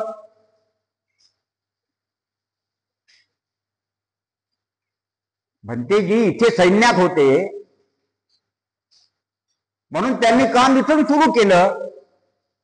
त्यांच्यावरती ख्रिश्चनांचा प्रभाव होता. ख्रिश्चन धर्म सोडून ते बौद्ध झाले. म्हणून ख्रिश्चनातले जे चांगल्या गोष्टी होत्या त्या त्यांनी स्वीकारल्या आणि बौद्ध धर्माच्या प्रचारासाठी त्यांनी त्या इथे अप्लाय केल्या. जोसेफ पंथाचा त्यांनी एक तो आदर्श घेतला की संसार न त्यागता पंचशिलेचं पालन करून तुम्ही धर्म प्रचारक होऊ शकता. आणि आपण त्यांना धम्मिको किंवा धम्मचारी किंवा धम्मी असे 3 शब्द आहेत. त्यांनी धम्मचारी हा शब्द निवडला. बर त्यांनी काही कोणासोबत स्पर्धा नाही केली. बर त्यांच्यामध्ये अध्यक्ष उपाध्यक्ष हे लफलं नाही आहे, अजिबातच नाही आहे. त्यांच्या सत्तेचं विकेंद्रीकरण आहे.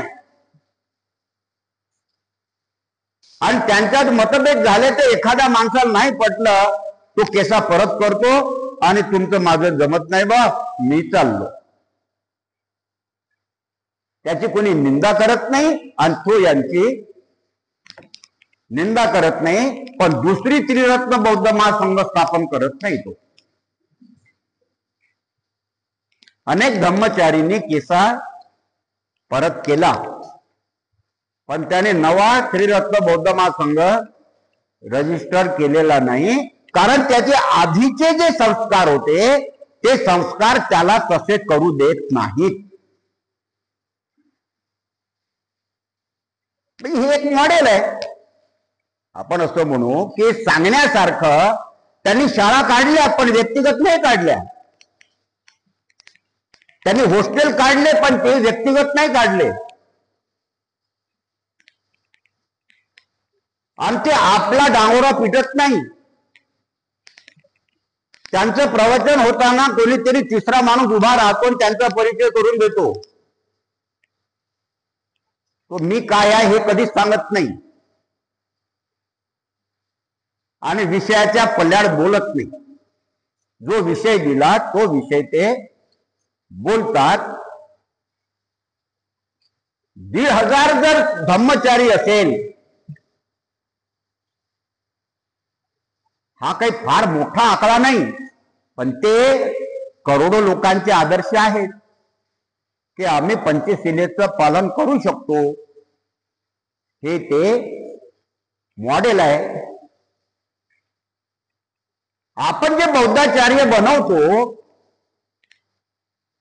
बौद्धाचार्याचं पहिलं कर्तव्य तेच आहे की त्यांना धम्माचं पालन कसोशीनं करावं. मग त्याने धम्म माहित नसेल तर तो धम्माचं पालन कसा करेल आणि आचार्य कसा होईल.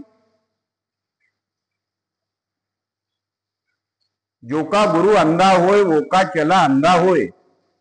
अंधे को अंधा मिला साबुत बचा न कोय. चलती चाकी देख कर दिया कबीरा रोय. दो पाटन के बीच में साबुत बचा न कोय. भिक्षू विद्वान नसेल सिलवान नसेल तर त्याचे शिष्य त्याच्याच सारखे निघतात. आपल्या नागपूरला एका भिक्खुनीचा खूनच करून टाकला.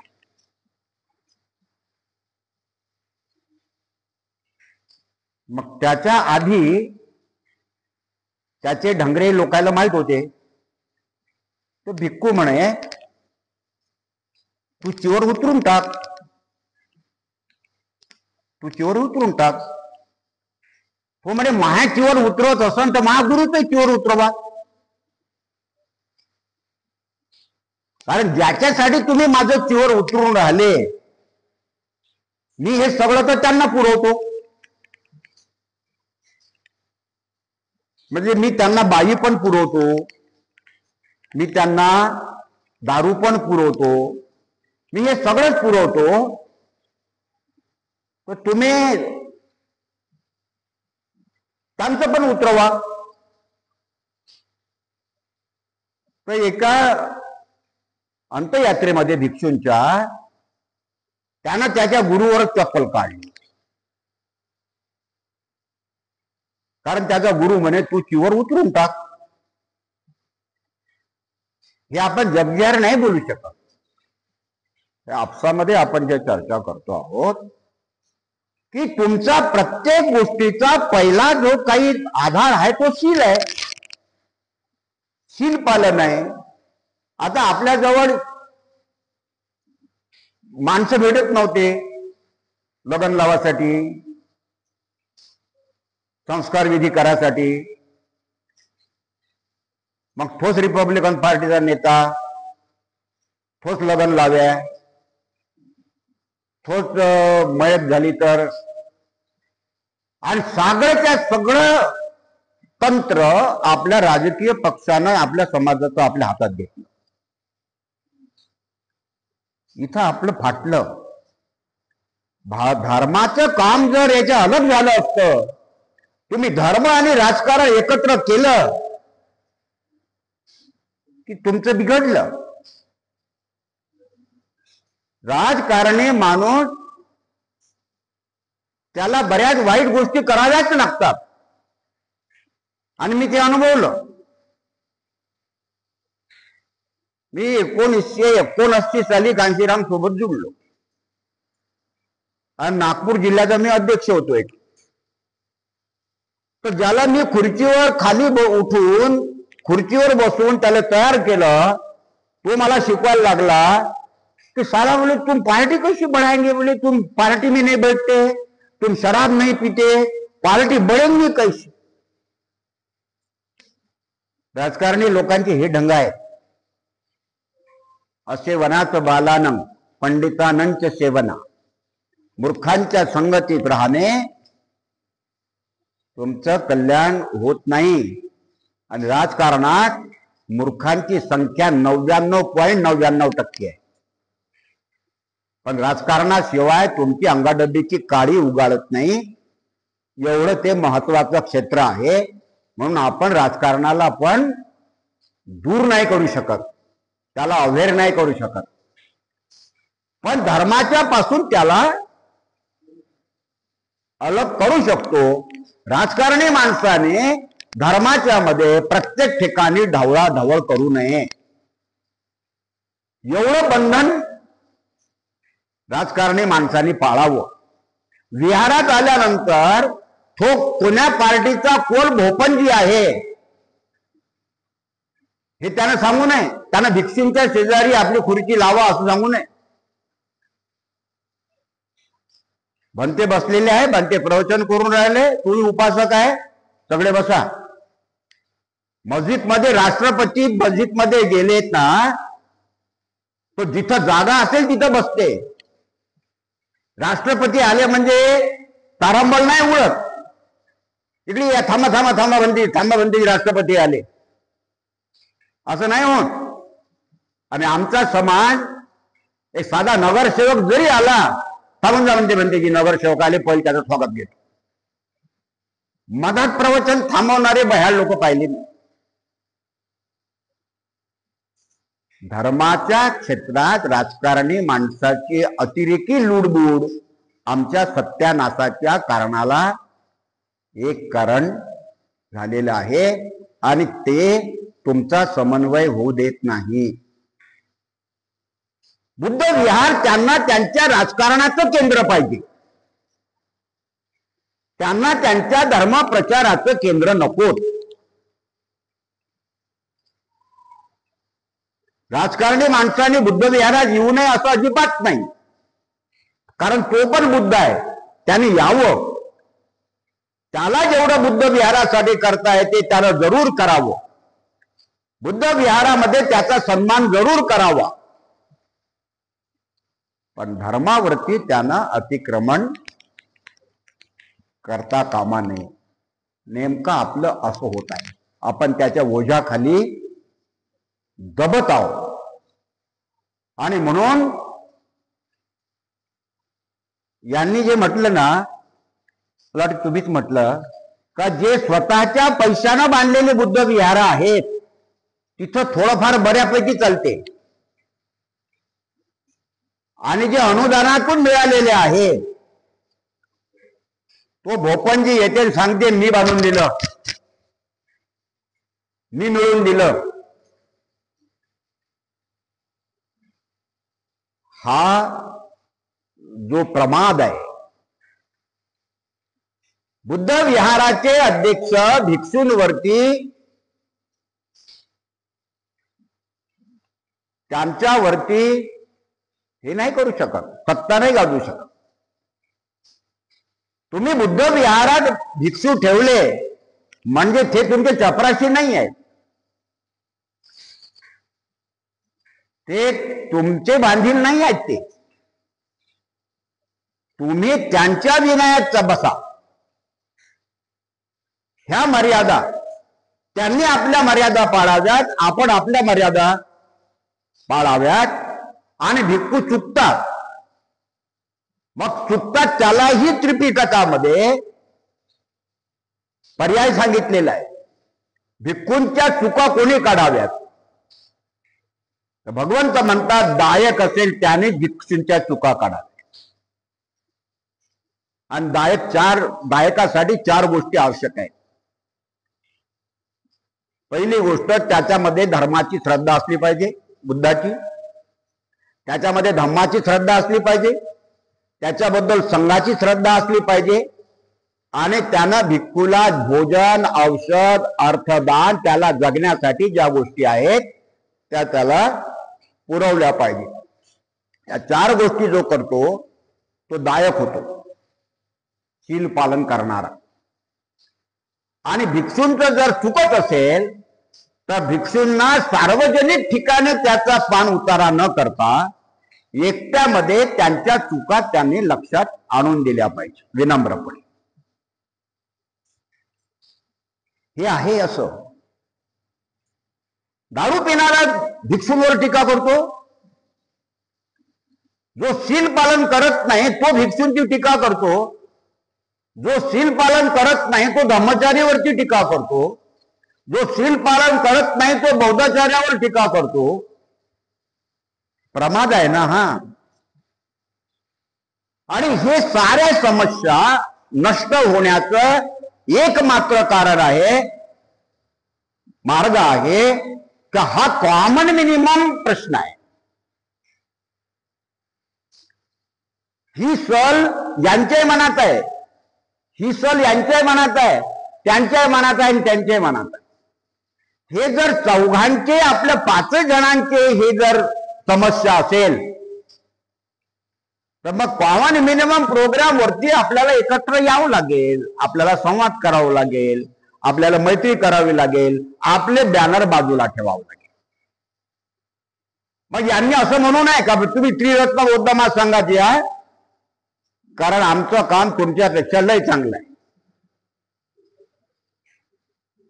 मग हेच झालं ना, मेरी मुर्गी एके टांग.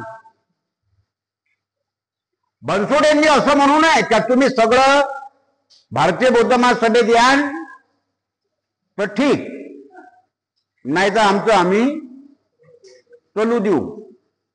आणि मी तर बनसोडे साहेब कोणालाच नाही म्हटलं का आमचं बुद्ध विहार समन्वय समिती हे 2 टायर कंपार्टमेंट आहे रे बा. तू आम्हाला मदत करत असताना, आम्हाला म्हणजे आमच्या कामाला, मला नाही, अशोक सरस्वती नथिंग, त्याला काय तो आज आहे नाही आहे, बिमार पडला मेला उचलून त्याला दामदूम करून टाका, पण काम तर राहिलंच ना. हे काम करायचं आहे ना, तर हे काम करायसाठी आपण एकत्र येऊ. त्याच्यासाठी तुला तुझी संघटना सोडायची गरज नाही. तू भारतीय बौद्ध महासभेत काम करताना असाच काम कर, आणखी जोरात काम कर. तू त्रिरत्न बौद्ध महासंघात काम करतो ना, आणखी जोरात काम कर. पण कॉमन मुद्द्यावरती आपण एकत्र येऊ आणि तुझ्या बॅनरचं घोळमं तू पुढे दामटवायचं नाही.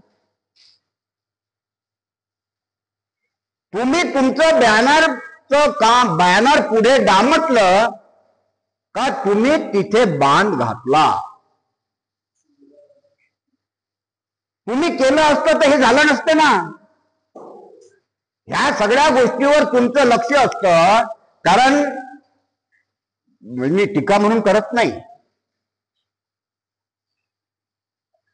गोवा आपल्या पायथ्याशी आहे आणि गोव्यात धर्मांतर 93 साली झालं आणि भारतीय बौद्ध महासभा केव्हा नाही झाली? 54 साली. आणि गोवा किती लांब आहे? महाराष्ट्राचा एक जिल्हा समजा तो. मी गोव्यात पहिल्यांदा मीटिंग घेतली आणि गोव्यात आपलं हे काम थोडं सुरू केलं. आम्ही त्यांना सपोर्ट केला. अधिवेशनामध्ये त्यांना आम्ही समोर केलं आणि त्यांना सांगितलं हे आपलं लाडकं लेकरू आहे, सगळ्यांचं प्रिय लेकरू आहे. गोव्यात जे काही होत असेल त्याला सगळ्यांनी सढळ हाताने मदत केली पाहिजे. आणि कार्यक्रमाला भीमराव आंबेडकर, मी असे आम्ही 5-10 लोक होतो. मी म्हणालो भारतीय बौद्ध महासभेला गोवा का दिसला नाही आतापर्यंत? आणि रमेश भाऊ, मी तुम्हाला मला खंत म्हणून सांगतो, मी पहिली भिक्खू झालो म्हणजे शाळा शिकत असताना. त्याच्यामुळे भिक्खू संघावर माझी श्रद्धा जी होती हे पहिलेपासूनच होती. आणि 79 साली मी बामसेपच्या चळवळीत झालो. भारतीय बौद्ध महासभेचा आतापर्यंत बरं एकही माणूस नाही आला अशोक भाऊ तुम्ही भारतीय बौद्ध महासभेत काम करा मनासाठी. मला आश्चर्यच वाटलं, हे काय येत नसतील, यांना माझी काय अडचण असेल. मी धार्मिक काम करतो यांना माहिती आहे. त्यांनी बोलावलं तर मी जातो, मी त्यांना मदत पण करतो. पण त्यांनी मला कधीच नाही म्हटलं की तुम्ही भारतीय बौद्ध महासभेत या. मग त्रिरत्न बौद्ध महासंघावाले माझ्या घरी आले. मी त्यांच्या शिबिराला गेलो. विवेकरत्न माझे कल्याण मित्र, त्यांनी बोलावलं मी जातो. पण त्यांना सांगितलं की केसा घातल्यानंतर मला मर्यादा येईल. आंदोलनाचा मी आंदोलक आहो. केसा घातल्यानंतर मला मर्यादा येईल. मला माझ्या समाजाने जिथं बोलावलं तिथं मला जावं लागेल. मला तुमची परवानगी घेतल्याशिवाय जाता येणार नाही. म्हणून मी तुमचा केसा गळ्यात घालणार नाही. पण जेव्हा केव्हा तुम्हाला माझी मदत लागेल तेव्हा मी मदतीसाठी तयार राहील. ब्रह्मचारी विवेकरत्न म्हणे, तू जे काम करतो हे उचित काम आहे, तुला केसा टाकल्याची अजिबात गरज नाही. हे भारतीय बुद्ध महासभेला का नाही म्हणता आलं? मला भदंत धर्मकीर्तीजी म्हणे, तू चिवर सोडू नको म्हणे. भदंत धर्मकीर्तीजी आमच्या विदर्भामध्ये त्यांचा खूप प्रभाव होता. फार शिलवान होते, आनंद कौशल्यान विद्वान होते. आणि धर्मकीर्तीजी आनंद कौशल्यांपेक्षा शिलवान होते. विद्वत्तेच्या पातळीवर आनंद कौशल्यान पुढे होते आणि शिलाचाराच्या पातळीवर धर्मकीर्तीजी अव्वल होते. तर ते म्हणे, तू म्हटलं भंतीजी माझ्यापेक्षा ज्येष्ठ भिक्षू चारिका करतात आणि मी आयतं खातो. शाळा असल्यामुळं कॉलेज असल्यामुळं मला चारिकेला जाता येत नाही. तर म्हटलं मला हे अपराध बोध होऊन राहिला. पण भिक्खू संघाच्या विषयी माझ्या मनात तिरस्कार कधीच निर्माण झालेला नाही. आणि जेव्हा जेव्हा बौद्ध भिक्खूवरची आच आली, प्राणाची बाजी लावली, मर्डरची धमकी दिली होती. मी म्हटलंय प्राणी हिंसा वगैरे हे ठीक आहे, भिक्षूंच्या अंगाला जरी हात लावला तर तुला उभा कापून टाकेल म्हणे. कोण रक्षण करेल यांचं रक्षण करणारं कोण आहे हे पाहिलं ना कोरोनामध्ये. अनेक भिक्षूंनी चिवर सोडून ते घरी गेले. आम्हाला जेवढं जमलं तेवढं आम्ही भिक्षूंची काळजी घेतली. सांगितलं का तुम्हाला जेवढा खर्च येईल तेवढा मी खर्च पुरवतो, पण भंतेंना दररोज डबा नेऊन देणे तुमची जबाबदारी. पैसे पण दिले. 1 लाख रुपये जवळपास भिक्षूंना वाटले कोरोनाच्या काळात. कोणाच्या भरोश्यावर यांनी चिवर घेतलं? कोणासाठी चिवर घेतलं?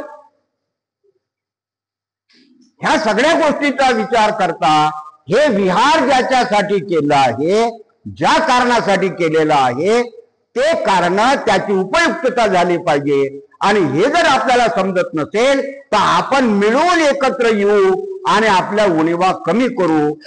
हे पहिल्या सत्रामध्ये मी इथे इथपर्यंत थांबतो. दुसऱ्या सत्रामध्ये मी आता पुढचा विषय घेईल, कारण चहा आला तो थंड व्हायच्या आधी पिऊन घ्या.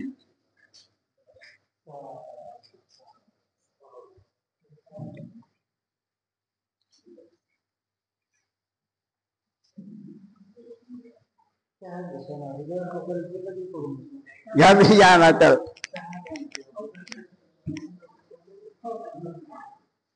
चला लबीला जाऊ.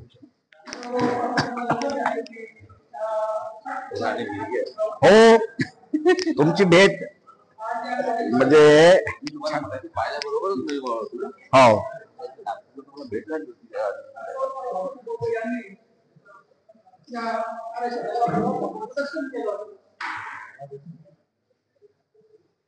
धर्मामध्ये शिकायला अत्यंत महत्वाचं काम आहे.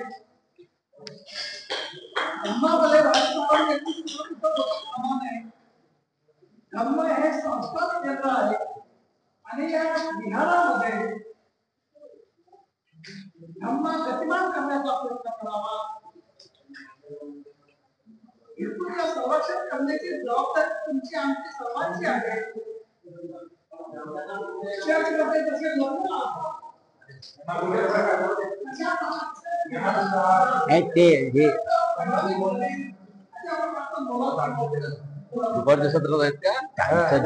त्यांचं जे आहे ना त्याचं फक्त अर्धे तोंड, फक्त एवढंच तोंड दिसते त्यांचं.